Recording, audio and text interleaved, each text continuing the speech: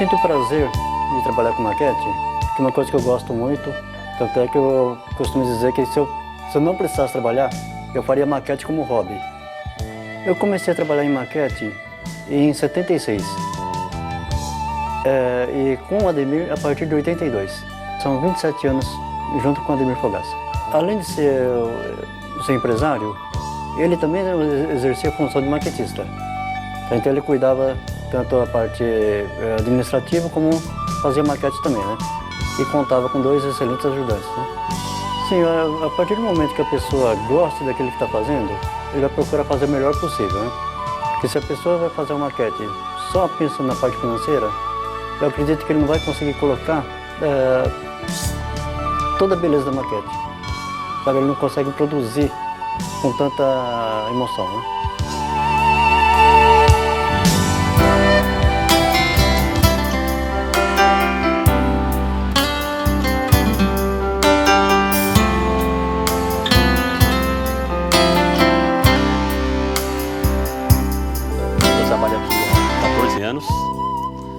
E eu entrei aqui por intermédio de um tio meu que era maquetista e passei por todas as etapas da empresa e fui crescendo, vamos por dizer assim, virei maquetista até chegar a gerente de produção. Eu pensei que o trabalho era mais artístico do que é. É um trabalho artístico, só que é uma profissão. Se a gente só levar para o lado artístico, a gente não consegue executar a maquete toda. O Ademir, como administrador da empresa aqui, de dono, ele dá liberdade para todos os funcionários, não só quem está na administração, até os maquetistas, para eles executarem o trabalho conforme eles acham certo. O Ademir procura ouvir todos, entendeu? Qualquer ideia que você tiver, você pode expor. Ele está disposto a qualquer momento atender você sem problema nenhum. Queira ou não, ele tem 37 anos de experiência. Então ele quem sabe mais da empresa é ele.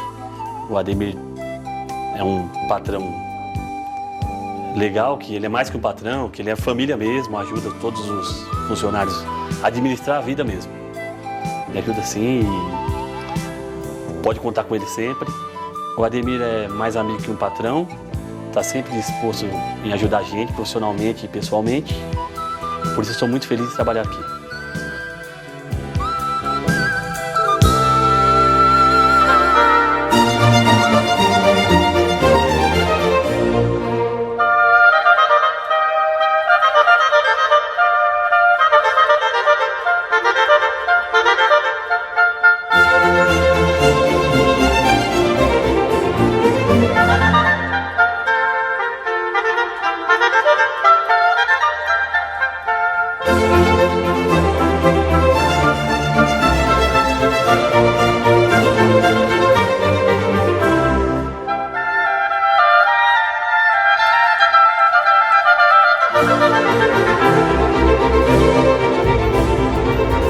A arquitetura é tudo aquilo que se relaciona à vida do homem, ou seja, desde a cidade, com suas ruas, com as suas áreas verdes, as suas construções. É onde o homem trabalha, tem a família, os amigos, ou seja, tudo isto misturado de uma forma muito adequada e muito contemporânea entre área construída e área aberta, entre edificações e áreas verdes. É esse conjunto harmônico que eu chamo de arquitetura e que eu procuro fazer da melhor forma possível. Eu acho que a maquete é um fator muito importante. A maquete é feita de uma forma preliminar, ela me ajuda a desenvolver, a modificar algumas coisas, até ficar o projeto consolidado. A segunda fase da maquete é a maquete para explicar para as pessoas, de qualquer que seja a formação delas. A maquete tem que ter essa linguagem transferida pela arquitetura para que todos entendam o que está sendo projetado, o que está sendo proposto. E toda essa relação do arquiteto com o maquetista é uma relação muito íntima, muito importante, porque o maquetista tem que ter a sensibilidade daquilo que o arquiteto quer transmitir no seu projeto. E o Fogaça é um desses elementos. Eu conheço o Fogaça há muito tempo, desde quando ele tinha o seu ateliê na Vila Madalena. Eu ia lá nas horas as mais diversas, 10 horas da noite, sábado de manhã, domingo no fim da tarde. Era quando o Fogaça estava mais... estava com poucas pessoas, então a gente podia conversar não só sobre o trabalho em si, mas sobre a arquitetura em geral, sobre a vida, e sobre a arte que o próprio Fogaça, a partir do seu desenvolvimento como maquetista, foi penetrando nas áreas da escultura. E olha só, há 15 anos atrás, um dia o Fogaça me telefona e fala assim: olha, Rui, como você faz muitas obras, muitos projetos usando curvas, eu fiz uma peça em sua homenagem e eu estou levando de presente para você. E me trouxe essa peça de mármore muito linda que eu tenho aqui no escritório desde aquela época. E com todo esse trabalho que o Fogaça tem desenvolvido em relação às maquetes de meus projetos, o que eu posso dizer é uma homenagem muito justa que a ele é concedida, de uma forma amigável, de uma forma humana.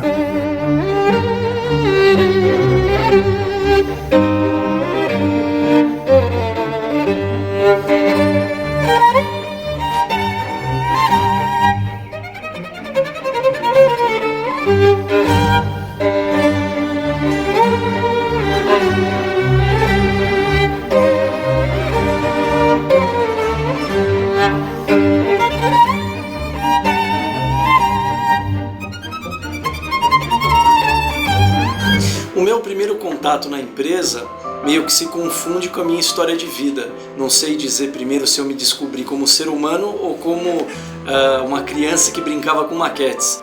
O interesse a ser despertado, tal qual maquetista, acho que veio um pouco tardio. Eu buscava sempre outras áreas que não a maquete. Meu pai sempre teve dois lados nessa parte profissional e como me influenciar.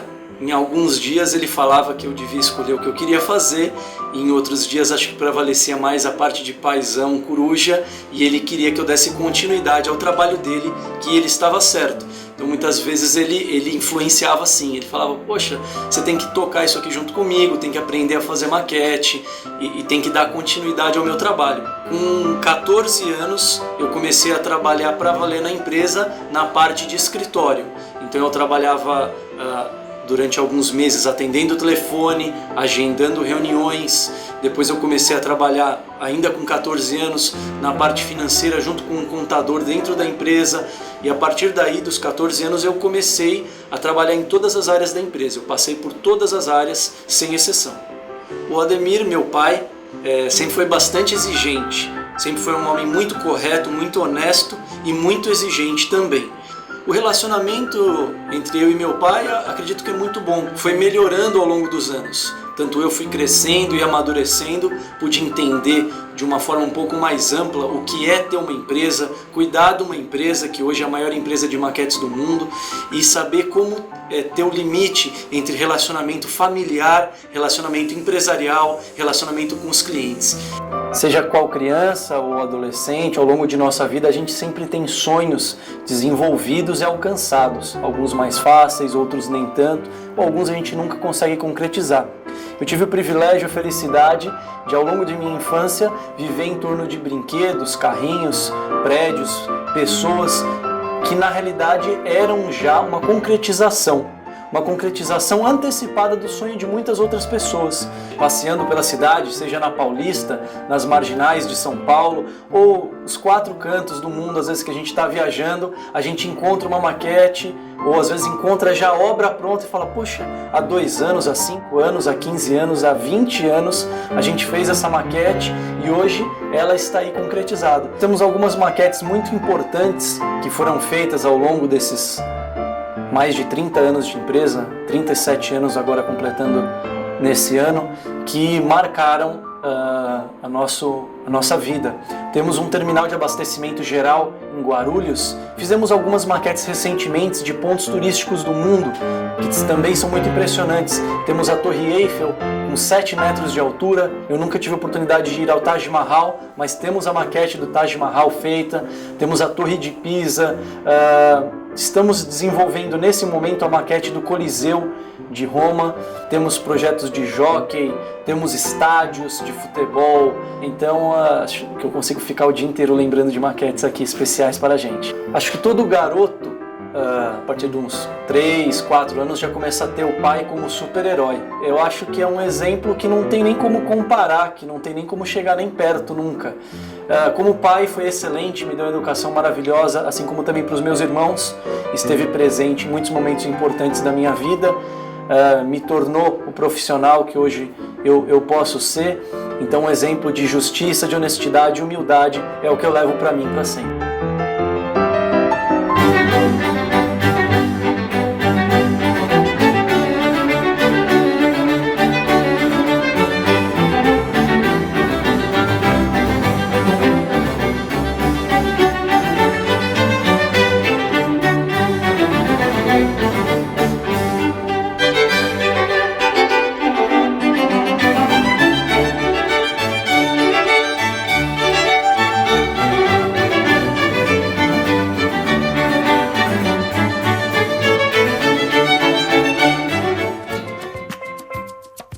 Bem, vivi no Paraná, em Campo Mourão, até 18 anos de idade. Viemos para São Paulo para estudar e trabalhar. Tive a felicidade de o meu primeiro trabalho ser maquete. Esse trabalho foi uma coincidência, eu tenho entrado nesse tipo de trabalho, porque eu tinha um tio que trabalhava em frente a uma empresa de maquetes.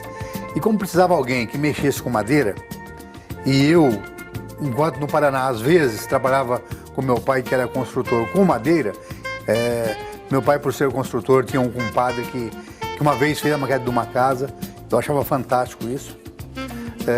Então, essa coincidência de chegar num local para trabalhar com madeira, que fazia maquete, é que deu início a essa profissão para mim, que na época era inclusive uma coisa meio restrita, porque quem fazia maquete eram espanhóis, japoneses, franceses, iugoslavos. Trabalhei um pouquinho com cada um, 2 meses, 3 meses, porque escondia um pouco a profissão, tinha aquele segredo de profissão, um pouco dos ciúmes. Então eu, com alguma dificuldade para conseguir ser promovido, ia saindo de uma para outra, falando que sabia um pouquinho a mais, e aí então eu fui aprendendo a profissão. E como a maquete não é apenas um trabalho técnico e nem arte, uma mistura de arte e técnica, a minha primeira maquete foi uma maquete de loteamento. Claro, nessa maquete eu fui um ajudante. Então esse foi o meu primeiro trabalho. E foi uma coisa que depois de pronto, eu vendo aquele trabalho, que eu participei dele, não o fiz total, mas participei do começo ao fim, para mim foi algo fascinante. Realmente um trabalho que me realizava. Então esse primeiro trabalho foi uma topografia, um loteamento, 36 anos atrás. Então essa foi a minha primeira maquete. Daí em diante foi uma sequência, hoje com mais de 6.000 maquetes executadas. Interessante que quando eu comecei a trabalhar e falei para o meu pai que não ia estudar mais, para ele foi um choque. Porque a ideia, o filho ia ser arquiteto, de repente vai ser maquetista e vai parar com a escola. Mas, na família da minha mãe, pessoal italiano, os agricultores, meus tios sempre faziam esculturas com casca de melancia, faziam maquininha de costura para minha mãe, sempre tinha um trabalho diferente. Então, eu vim de uma família de artesãos, de meu pai construtor, a minha mãe, que fazia meu trabalho de arte, de escola, quer dizer, até 18 anos, eu era um cara mais sossegado. E quando eu comecei com maquete, então isso mudou. Daí o pessoal já começaram a falar, poxa, você tem mão para isso, você faz bem. Eu iniciei com maquete em 73, em 78 eu abri minha empresa de maquetes. Então, durante 5 anos eu passei por algumas empresas. Só que diferente do que eu aprendi, que era meio escondido, as técnicas, eu comecei a ensinar. Então eu não tinha a preocupação que outros iam ficar melhor do que eu, não. Eu comecei a ensinar, deixando aprender, o que eu sabia eu mostrava, trocava ideia. Tanto que nós nos tornamos a maior empresa de maquete do Brasil. Hoje não temos conhecimento que tem alguém no mundo que tenha a mesma técnica, número de maquetes e profissionais igual a gente. Então essa abertura, sem ter medo de ser feliz, nós crescemos, desenvolvemos e junto com esse crescimento, ensinando, sempre pesquisando e mudando os materiais. Eu era interessado não em apenas fazer a maquete. Eu queria fazer a maquete, mas que essa maquete cumprisse o papel dela, que era encantar as pessoas e aquele produto fosse vendido. Então, quando eu abri minha oficina, eu já tinha clientes antes de abrir, porque alguns já prometiam trabalho e gostavam do modo, da maneira como eu agia, como eu trabalhava. Formamos aqui 176 pessoas que tem hoje aqui dentro, contando com todos, pessoal de escritório, faxina. O relacionamento, às vezes até peca um pouco, porque não ficou patrão empregado. Não que teria que ser assim, mas tem uma liberdade e às vezes, sem dúvida, até pela natureza humana, essas coisas saem fora do eixo. Mas o relacionamento é de amigos. Eu trazia para a empresa desde crianças para conviver juntos, ficarmos juntos, porque sempre trabalhamos aí 12, 14, 16 horas por dia. E um deles foi o que gostou mais do trabalho, que é quem implantou toda essa área de informática na empresa. E meus filhos, desde pequenos, sempre se interessaram.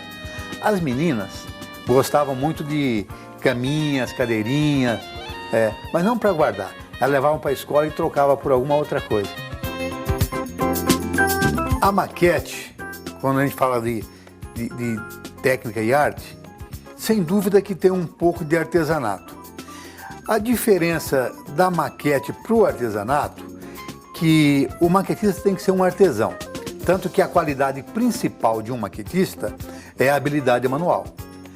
Mas o artesão, ele tem a liberdade de executar o que ele quer. E a maquete, você tem a habilidade manual, mas tem que executar algo projetado, algo exato, milimetrado. A maquete hoje encontra-se num nível, num padrão quase perfeito, ou até perfeito, em representar o empreendimento. E interessante que alguns clientes, eu diria até muitos deles, dizem a tua grande diferença da maquete, você está com uma qualidade muito boa, não porque você é um maquetista, é que você é um artista que faz maquete. Dentre ou comparando com outros artistas, eu crio meus trabalhos, assim como outros também criam. Tenho a minha parte de artesanato nisto, porque também nas maquetes isso envolve um pouco de artesanato. E então eu me vejo como um artista, um artesão, alguém que misturou as técnicas e hoje tive um excelente resultado, não só com a maquete, como também com a escultura.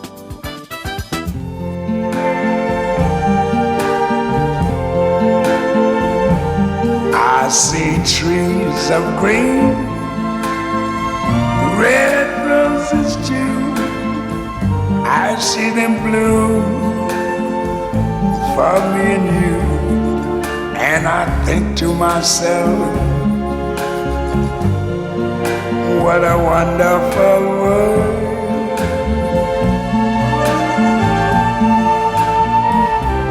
I see skies of blue and clouds of white, the bright blessed day, the dark sacred night, and I think to myself, what a wonderful world.